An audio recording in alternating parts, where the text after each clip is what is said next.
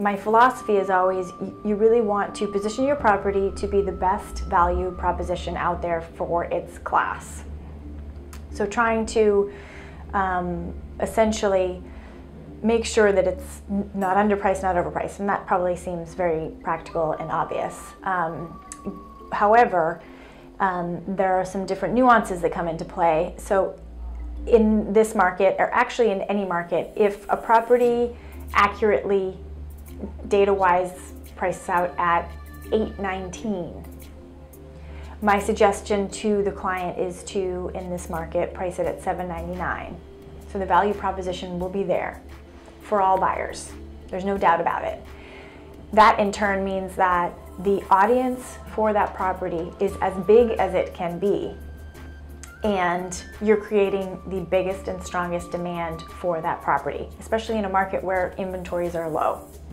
And what we've seen is buyers are not afraid to pay well over asking, and so then what you do is you essentially find the price for that property through demand economics, right? Yep. And I have examples for this where you see apples to apples properties, you know, one priced at the $799 and one priced at the $849, and the $799 property closes higher at the end of the day than the property priced at $849 that's exactly the same. So, and I think it's really just about doing your best to create the demand for the property, cast the biggest net and capture the biggest number of buyers.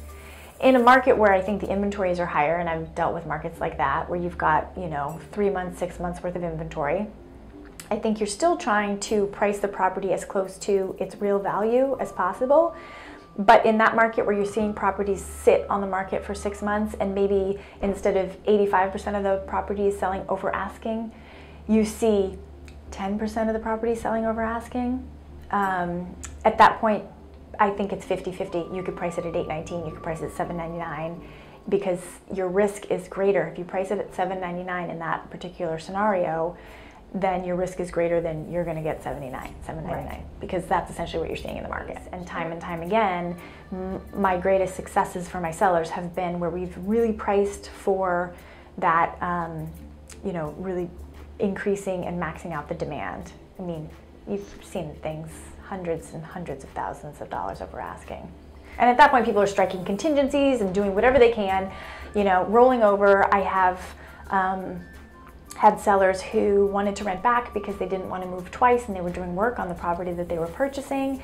And we've received offers that are well over asking, closing when they want to close.